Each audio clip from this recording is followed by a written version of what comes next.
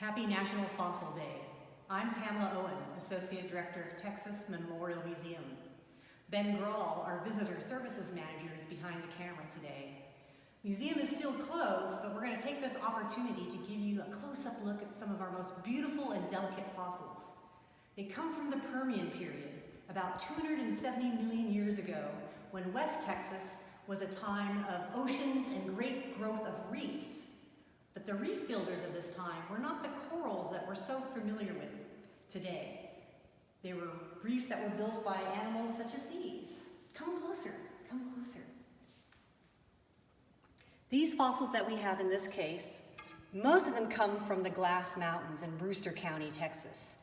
They get their name, Glass Mountains, because of the high amount of silica in the rocks and in the fossils.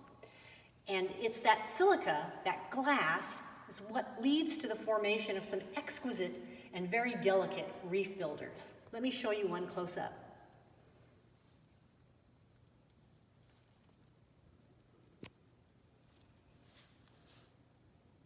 This is a Brachiopod, and this is a shelled animal. It's a filter feeder. It looks a lot like a clam, but it belongs to a group of animals that are a little bit different from clams and oysters, the rest of the group that we call the mollusks.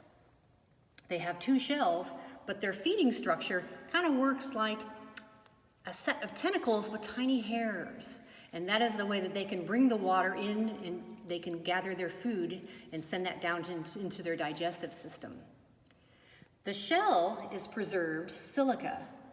When the animal was alive, its shell was made up of calcite, calcium carbonate minerals, and in the process of fossilization, the calcite was completely replaced by silica. A lot of the fossils that come from the Glass Mountains in West Texas are silicified, and that's where the term Glass Mountains come from.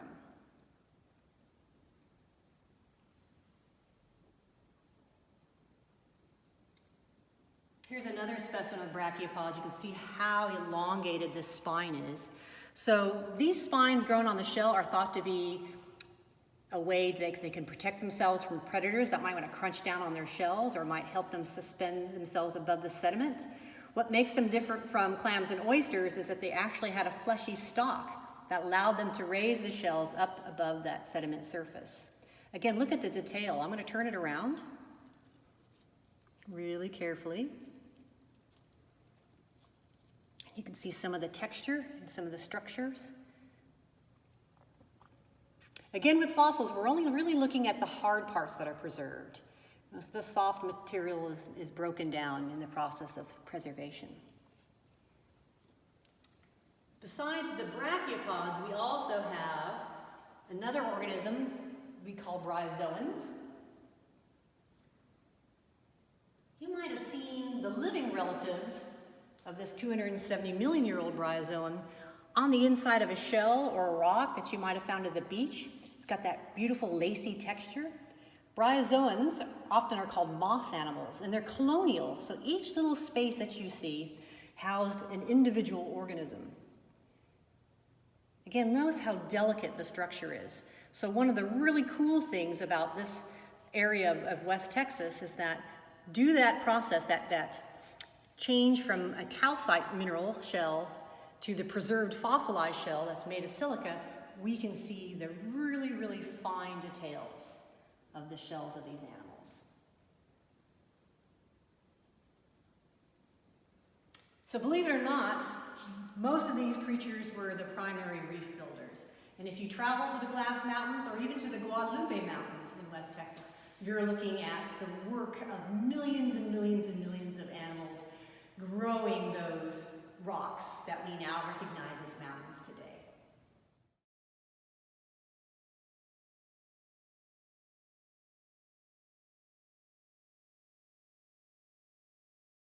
And I'm here in the Paleo Lab looking at some shark bits. My name is Dr. Pamela Owen, and I'm the Associate Director of Texas Memorial Museum. Ben Grawl, our Visitor Services Manager, is behind the camera today. We're still closed because of the coronavirus pandemic, but we're sharing with you some really cool information about some of the fossils that we have on exhibit. So when we reopen, we invite you to come down and see them for yourself. We've been talking about the Permian today, so a time in Texas 270 million years ago when West Texas, in particular, was covered by a sea. And the reef builders at the time, the Brachiopods and the Bryozoans and the sponges, were building like crazy. Well, there were some predators living in this reef ecosystem, and one predator in particular is really, really fascinating. And for those of you that were here at the museum when we had the Buzzsaw Sharks of Long Ago exhibition upstairs on the 4th floor, you might remember our Buzzsaw Sharks, Helicoprion, that had the spiral tooth whorl. That really makes them stand out when we look at sharks and their relatives. What I have here is a cast of one of the type specimens. So it's a specimen that has been used by paleontologists to compare other fossils found of this type of shark. And what's interesting is that we call it a shark, but it's actually more closely related to another cartilaginous fish called a ratfish. But we're going to go ahead and continue to call it a shark, the Buzzsaw shark. So this cast shows you what a full tooth whorl looks like. So a tooth whorl, instead of having rows of teeth in upper and lower jaws, like what we would see in a living bull shark. So this is a set of cartilaginous jaws from the bull shark, a species that's alive today. And this is probably the familiar arrangement of teeth too. I'm going to turn it around.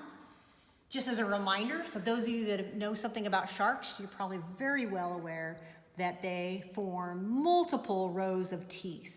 And so they're able to easily replace teeth as they lose them over time, which is great because that particular feature of their biology really ups the chances that a shark tooth would get incorporated into the fossil record. But this is what we typically see today. But 270 million years ago, swimming around the reefs in West Texas, we had a creature whose teeth were only found in the lower jaw, and they formed in a whorl. And what happens is that they would form from the back, and each new tooth that would pop up would push the teeth that came before it forward. And as they moved forward, they curled up in a spiral in the lower jaw. Really, really cool. This is, a shape that we see in nature all the time. Typically, we don't think about this shape in a lot of animals, except maybe, our ammonoids and snails.